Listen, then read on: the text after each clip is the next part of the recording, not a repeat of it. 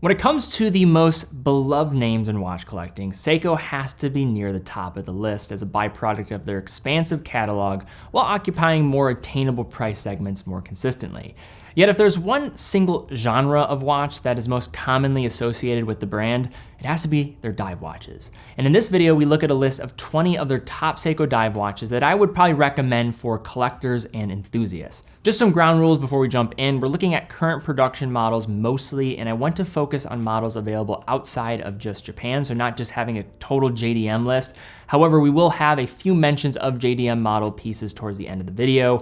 Also, as much as I love the Seiko 5 models, Seiko has so many true ISO rated Prospex dive watches that I want to look mostly at those professional spec only watches and not Seiko 5, so that'll be for another video. And finally, we are not going to cover all Seiko divers, but rather ones that I feel are good choices or have unique positions within their catalog more than some others. There are going to be some other great Seiko dive watches because there are just so many that are not going to be included on this list. I just had to make the cutoff somewhere, so that's really how I'm thinking about this. What are some of those no-brainer picks or ones that are really out there or maybe do something very different or unique or are positioned in a range where there's not as much competition. And also cult followings and nicknames are going to be a bonus here. Also, before we jump in, if you want more things Seiko, I'd check out our best Seiko watches article. We're always adding to that article, updating it all the time. It's very expansive. The whole goal there is to be a jumping off point for those that are trying to navigate Seiko's immense collection for the first time, or even if you're in the weeds quite a bit, trying to unpack it even further because it is overwhelming, even for someone like me that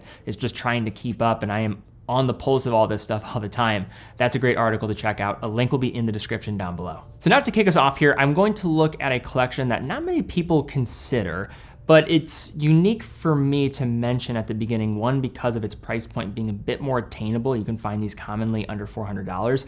Also, the big reason though is it's one of the rare instances from Seiko where you can get a smaller professional dive watch. This is the SNE 583. There's also a different dial color option you can go for here, so you do have some different optionality. But notably here, you have a solar quartz movement, the V147, 200 meters of water resistance, ISO compliance, plus or minus 15 seconds a month, pretty slim case at 10.6 millimeters. But the reason I wanted to include this beyond that is the case size itself. 38.5 millimeters by 46.5 millimeters lug to lug.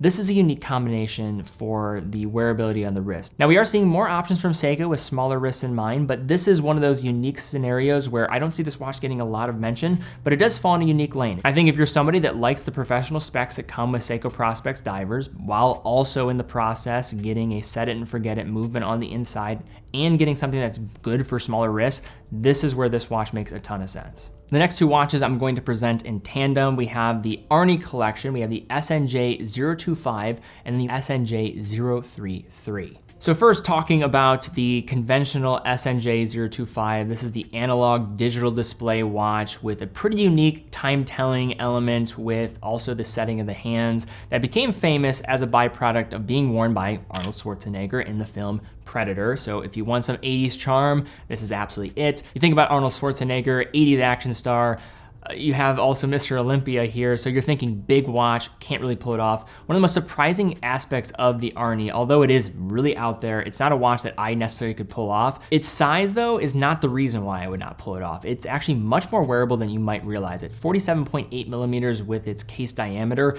it wears closer to a 42 millimeter in my opinion, or maybe a little bit larger than that. It's not near to the extreme that you're looking at there. Solar quartz movement on the inside, analog digital display, ISO compliant dive watch in the process. And then you have the Arnie Land. This is the SNJ 033. This was released in 2022 and builds on that original Arnie model with additional diving functionality and a metal as opposed to plastic shroud. This is kind of the Arnie combined with a Citizen Aqualand put into this diving format. You have a diving log, depth meter, and sudden descent alarm, water temperature gauge, and a metal bracelet option as well that you can go for. Next, we have two models I'm going to mention. The Turtle, we're gonna look at the SRPE 93, and then also a King Turtle with the SRPE 03. Talk about some of the distinctions, but when I think of a Seiko dive watch, this is the case I think of. Not necessarily the case diameter itself, but just what Seiko dive watches are kind of all about. You have this pretty rounded off case style. This looks back to the original 6309 turtles in production from the 1970s to 1988. And this currently represents a alternative to something like the Seiko SKX. Here you're getting a 45mm diameter on these watches, but keep in mind, this wears so much smaller than that. You're talking about a lug to lug that is just a shade under 47mm, and for a watch that is going to be at 45mm, that is absurd. This has a more compact lug to lug than a Tudor Black Bay 58, so just throwing that out there. Water resistance of 200 meters, ISO compliance, 4-arm family of movements on the inside. The distinction between the King Turtle, you have that waffle style texture, you have that little cyclops there as well, but most notably, I would say, and why it's called the King, is going to be the sapphire crystal, and in addition to that, you're also getting a ceramic insert. I think these are two no-brainer picks for those that are just looking to get a professional watch from Seiko in a classic case shape that has been around for decades. Now for this next watch, this is a watch that not everybody's going to love. It's not a watch that I personally like the looks of, but it, no question, is deserving to be on this list because it represents one of the classic pillars in Seiko's diving history. This is the Seiko Monster. The reference is the SRPD25. So this is the Monster family, known for its crazy angular architecture and one of the most distinctive and polarizing designs in watches. It's been a forum darling for years, many different versions. It was originally unveiled as a JDM model back in 2000.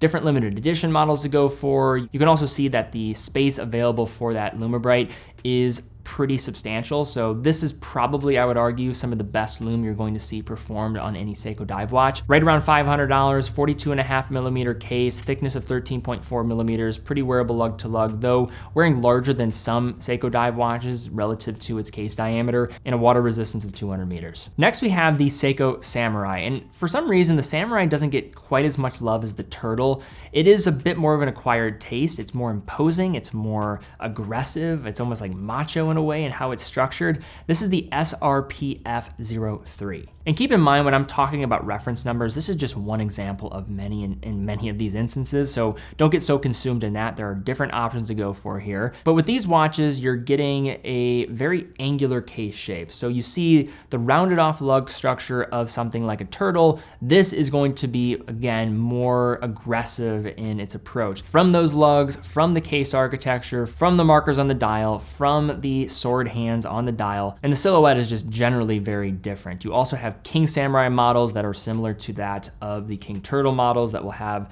similar approach, sapphire crystal, ceramic insert as well to go along with it. This collection has been around since 2004, so generally speaking, it is going to be a bit of a newer, younger collection.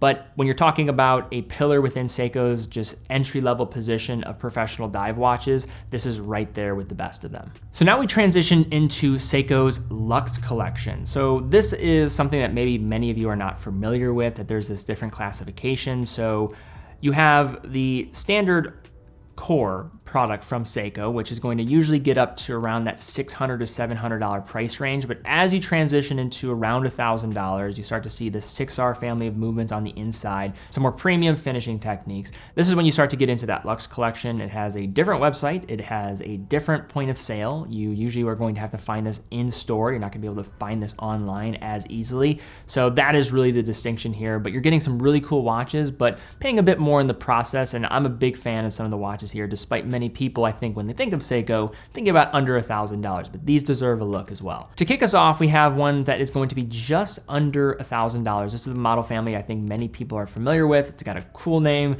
the Sumo. This is the SPB 177. So this model family was unveiled in 2007, and the Sumo for a long time has been the slightly more expensive, slightly larger option in the collection for those that want something more substantial. Now, one thing about the Sumo, although it's going to have 45mm case size, this you can actually look as being more true to that case size than pretty much any other Seiko dive watch you're going to find. The lug to lug is 52.6mm on these, so I would say wears like a 44mm on wrist. It's not a small watch by any means. 200 meters of water resistance, 6R35 family of movements. So distinction here is going to be that longer power reserve of 70 hours and also getting a sapphire crystal. So really this is where you start to see that transition happen with that Lux Collection. More imposing as well, following more of a samurai type of look and also coming with that ISO rated dive watch standard. Now this is probably the watch that most people are familiar with above $1,000 from Seiko. The This is the SPB 143. Absolutely love this watch. Now this is known as the 1965 reinterpretation. So that is the classification that Seiko uses for these watches. It was released in 2020 with a lot of fanfare, but some people were asking, okay, $1,000+ for a Seiko dive watch. Is it worth it? In my opinion, this is still one of the best Seiko dive watches for many reasons. I think one is the looks are phenomenal. It feels like it's being directly pulled from the 1960s and done in a way that is really buttoned up. 40.5mm case with a 47.6mm lug to lug. This wears like a Tudor Black Bay 58 for those familiar, mid-sized dive watch, wears like a 39 I would say, or maybe close to a 40, slightly smaller than the case size, 13.2mm thick, which is very reasonable, and 200 meters of water resistance. It's a watch that I am personally a big fan of, and this is one of the best reinterpretations of a vintage-oriented Seiko watch that I think they have in their current collection. Not falling far behind though is the Seiko Willard. This is the SPB 183, very beloved. You see this cushion style case and I immediately think of this design with its handset. It's a timeless watch for Seiko. Now this is a 1970 reinterpretation that calls back to the 6105 released in, you guessed it, 1970, a model that was famously worn by Martin Sheen in the acclaimed Vietnam film Apocalypse Now. The watch is rather true to its case architecture while combining modern elements with a 6R35 movement, 70-hour power reserve, and similar to the 143, shares a lot of the same characteristics and intrigue with a different just approach when you're talking about the looks on the front. And just to throw a quick honorable mention in here too, we have the Slim Willard. This is the SPB 333. This is slightly abbreviating, slimming down the case profile of the Willard, 41mm in diameter and a 46.9mm lug to lug with 200 meters of water resistance and pretty solid thickness of 12.3mm. 6R35 movement on the inside, more closely based on the 6105 8000 as opposed to the other known model as the 6105 8110 that inspired the 1970 interpretation we just mentioned. I also really like this reference for its texturized dial to add some additional intrigue. Now we move to another reinterpretation. This is the SPB 185, looking back to 1968, based on the 6159 debuted that year. It's another stacked collection full of different variants and limited edition models. Comes with a 42mm case, 12.5mm in thickness, and a 48.8mm lug to lug with 200 meters of water resistance, ISO compliant, 6R35, sapphire crystal, wears like a 40.5 or so on wrist, I would say. Steel bezel variants is a nice change of pace also for Seiko, and have these broad faceted lugs that really up the game in terms of looking the part. So now we take the previous case style and just design format, but then let's infuse a GMT. Here we have the SPB 381. So still in the 1968 reinterpretation collection, but with a new GMT caliber from Seiko and a collar GMT functionality with independently adjustable 24-hour hand. I think some notable things here: ISO compliance, 200 meters of water resistance, solid lume. It's going to be built for that diving spec while getting a GMT movement. The texturized dial on the green variant is really striking. Slimmer bracelet compared to some other Seiko models, but if you look at the GMT collection from Seiko, yes, you have the Seiko 5 collection, you have the Sharp Edge collection. This falls in a nice lane for those that want something more in that diver format. So now I want to talk a little bit about some JDM models slash discontinued models that I know the pitchforks would be coming out if I didn't mention them. So let's go through some of them here. Here we have the Mini Turtle to start us out. We have the SRPC 3.5. The Mini Turtle, quickly after the XKX discontinuation, started to get some more fanfare because of what it was representing from its case size and wearability standpoint. The notable thing here, 42.3mm for its case diameter, but the lug to lug in the compactness of the lugs and the rounded off case is probably, even for Seiko standards, ridiculous. 43mm with that lug to lug dimension, thickness of 12.6mm, 200 meters of water resistance, mineral glass, released in 2017 and unfortunately discontinued around 2021. It still is a design language that is true to that 6309, more abbreviated in its case shape, and wears like a 39mm on wrist, but still can be found out there in different sellers across the market. Next, we have to talk about the SKX. I know people want to talk about the SKX still here in 2023, and I don't think that people will ever get tired of this this watch. This is an icon, released back in 1996, 42.5 millimeter case, probably one of the most wearable cases in all of watch history, given its crown position, its just stepping of the case, and it just is very versatile. The lug-to-lug 45.5 millimeters definitely helps, 200 meters of water resistance, ISO compliant dive watch, 7S26 movement on the inside, probably being the #1 reason why this watch is falling behind the now new standard of what I would expect from a Seiko with the 4R series of movements, no hacking and hand winding. But sometimes when you're trying to classify a watch in its current positioning, you don't look at it where it currently stacks up against the competition. Sometimes you also just have this affinity that is associated with a watch because of what it represented in years prior. And the SKX, even today, is a solid watch. Is it what it was years ago? No, because I think the competition is now really caught up. The watch is not as class leading as it was. I wouldn't say it's an obsolete watch. It's an icon. It absolutely deserves its credit, but it is discontinued, unfortunately, and we're just seeing less and less of them become available, but they are still out there. And if you are an SKX lover, don't hesitate. If you want to get one, absolutely get one while you can. Next, we have a dive watch from Seiko. This is the Seiko Tuna, probably the best nickname. If I had to pick one nickname from Seiko dive watches, this might be the best one, Seiko Tuna. Case size of 47 millimeters, thickness of 14.1 millimeters. This thing is basically a hockey puck. That's what some people call these as. Quartz 7C46 movement on the inside, sapphire crystal, and this is descending from Seiko's first shrouded diver release back in 1975. The Tuna was developed after a saturation diver actually approached Seiko and said nothing in their collection would withstand his job. So Seiko apparently took 7 years, and the Tuna was unveiled first as a mechanical watch and then as a quartz watch back in 1978. It has an L-shaped gasket that makes the Tuna helium proof, meaning it's so tight that helium can't actually get in and there's no escape valve is going to be necessary. The design is very distinctive. It's one of these models similar to like a Monster, although not going to be for everybody. It is a definitive Seiko watch that deserves mention. Now we're getting up to some big boys in terms of their positioning. We have the Marine Master. This is the SBDX 017. The Marine Master family is one of these kind of holy grails for those that love Seiko dive watches for a variety of reasons. This watch comes in with a case size of 44 millimeters, thickness of 14.5 millimeters, and a lug-to-lug of 50.2 millimeters, wearing slightly smaller than the case size, but still a little bit larger in terms of its profile compared to other Seiko dive watches that we mentioned here earlier.